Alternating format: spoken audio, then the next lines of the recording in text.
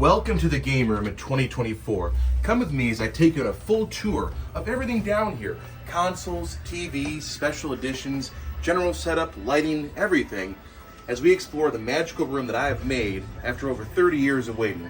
So let's take a look at the general layout of this game room. Come with me. Over here we have our snacks, our fridge, and our bar area. Look over here as we go towards the retro area. You'll see some decor. You'll see a couch, you'll see some padding, but mostly you'll see 3 TVs over here. The first TV is a 27-inch CRT, a plasma, then the same CRT over here. Keep going further, and you'll notice our larger TV in the middle that has most of our modern systems hooked up to it. There's a lot going on down here. It took a long time to get together, and it's even more intense to make it all work smoothly. Let's start this tour by talking about the big TV over here. We have a 77-inch OLED TV from LG. And on this TV, we have a bunch of systems hooked up. Let me show you what they are. If you look over here in the top, the most important system we hook up to this TV is the Wii U. People slept in the Wii U, but it's a great party system and everyone has a great time with it. Next up, we have our Nintendo Switch, another great party system. Down here, you'll notice we have a charging station set up. And over here, we have our PS5 hooked up to it, as well as our Xbox One X. Up top, we have all these Funko Pop Pokemon figures. I like them, I'm not buying any more. We have our newest edition of Virtual Boy, and then I have the boxes from all the systems I've ever bought over here. The N64, the GameCube, the Switch, and the Wii U are my original boxes, where the Challenge Set NES box is actually from my aunt who got me into video games in the first place. Keep looking over here. We have some little toys displayed here and there. Special editions are buried too deep in here at least. And the games are stored in these instead. This is the IKEA Kallax system. All these are pretty full with games, although there's not as many games as people think there are. Still plenty, don't worry. So we have boxes, we have charging station, we have everything over here displayed, a whole bunch of games. We have extra Wii controllers in here with some more attachments for them if we need. Let's go over here and check out the main area. I run a 7.1 Onkyo receiver down here as my setup with 4K HDR and all that good stuff passed through. So the TV is as good as it can look right now.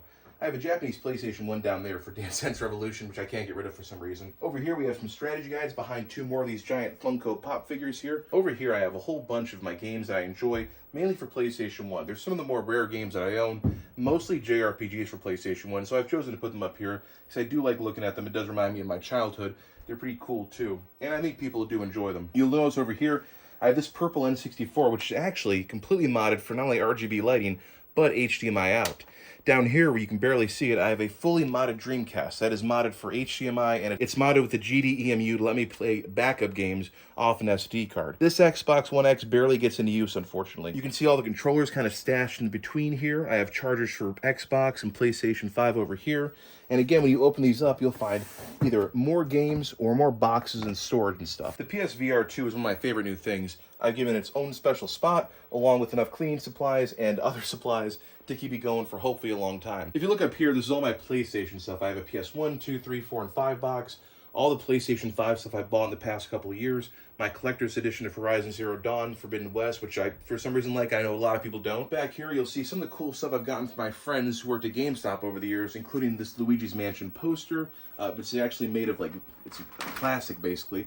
Then these 2 Final Fantasy 13 posters that would have been in the window of a GameStop back when that came out. If you keep going, back over here, we have our first 27-inch CRT TV. And on this TV, we have a lot going on for our Time Crisis Dual Link setup. There's a PlayStation 2 hooked up to this TV, and there's also a PlayStation 2 hooked up to that TV, so we can have these 2 TVs playing the same version of the game at the same time. Check out the channel if you want to see how I did that. Otherwise, on this TV here, we have an SNES hooked up, a fully modded PlayStation 1 hooked up, we have a PS2 hooked up, an N64 hooked up, an NES hooked up, a GameCube, a Dreamcast, and a Sega Saturn. Not only that, but we like to watch movies on VHS down here, so we also have a VHS player hooked up to this TV as well. It's a pretty fun experience and I enjoy it, even though it isn't the best quality. Over here we have this plasma TV. I will swap between a plasma TV and a very nice older LCD TV over here, and on that TV is hooked up a PlayStation 3 original model, so it has compatibility with PS1, PS2, and PS3 games, along with Blu-rays. Then there's an Xbox 360 and a PS4. If you come over here to our second CRT TV, we again have a PlayStation 2 hooked up with the other part of our Time Crisis setup, along with this fully included Sega Genesis with the Sega CD and the 32X complete. In this here, we have some Genesis games, easy storage option, old cassette storage right there. We also have a TurboGrafx 16, which you can barely see hooked up to it, one of my favorite systems to play with. We have an original Xbox hooked up to this. as well as that's it actually. Up here we have some more collectibles and boxes from my older systems up there, including the Sega Saturn box, which I'll always remember getting. And that's really about it for over here on this long wall. Let's talk about the furniture next. It might look really big on camera, but I assure you this area down here is a lot smaller than you actually think it is. That's why we went completely modular. Every couch down here, every piece of furniture is meant to be moved around depending on the situation. These couches can go against this wall, it can go over here. It can be moved anywhere I want it to be really easily. It's on these sliders. That way, when we're playing games that require us to stand and look at the TVs here, we can move the couch back and people can still be comfortable. We also brought a bunch of these cushions. These are like children's play cushions. I believe the original brand was called Nugget, and these things are wonderful because they're very firm. They can be stacked to form a couch, and people love sitting on them and chatting and gaming. It's pretty nice. The same thing on this side over here. These couches can be moved wherever you need it to move, so we can accommodate large groups of people. VR play, full room, full scale VR play. It's really useful. The whole setup down here is meant to be adapted to whatever you need when you need it, and it's been working great so far. We really love that we can do that. Game nights down here usually entail people coming over here to have a nice meal, play games all night long, and talk and just enjoy themselves. Before we put the couches out so you can sit comfortably on those, we have a bunch of folding tables and folding chairs that line up perfectly in this area so you can eat your meal, and then when everyone's done, we'll take the couches out, set things up, and have a good time. A part of the game room that a lot of people don't see very often is our bar and drink and snack station over here. We have this wonderful drink fridge for popping water. We have these that carry all the glasses we need and other silverware. We usually keep our snacks, cakes, desserts up here, and of course there's things for the adults over here. It's a nice little use of this below the stair space that otherwise would be wasted. Let's check out the decor down here. I have a lot of different decor down here. Some stuff from video game posters, some stuff from magazines, but a lot of it was painted by my wife. These are her God of War series she made for me. I absolutely love them. If you keep going to the other wall over here, you'll see the first series of paintings she made for me, and that would be the series of paintings I asked her to make from Bloodborne. We have Yusefka, Eileen the Crow, a whole bunch of the Carol runes, and then finally in the middle, we have this beautiful portrait of Maria, and I absolutely love it. The rest of the area down here is littered with perler bead art everywhere, and these large posters I bought years ago. There's stuff everywhere down here. Even look up, you might find a surprise. Decals everywhere, old posters up here. If you look at the top, we have perler beads of Final Fantasy characters. We have more of these wonderful posters.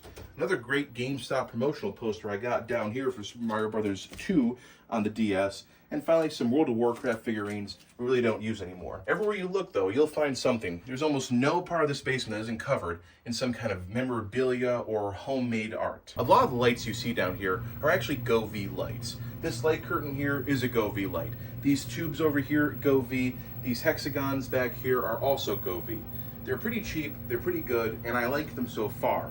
Although not everything down here is GoV lighting. If we go over to the large area over here, you'll notice maybe a light strip behind the TV, under the TV, behind me up there, and on both sides. In the main area over here, I use the Philips Hue lights in conjunction with their sync box, so I can make whatever is on the TV sync up to the lights, and I also make music sync up to the lights. It's pretty cool, I really enjoy it. It's a feature I'm glad I have, although the Philips system stuff is pretty expensive and not for everyone. GoV is much more affordable. This took a very long time to put together, and I'm very fortunate to have a setup like this.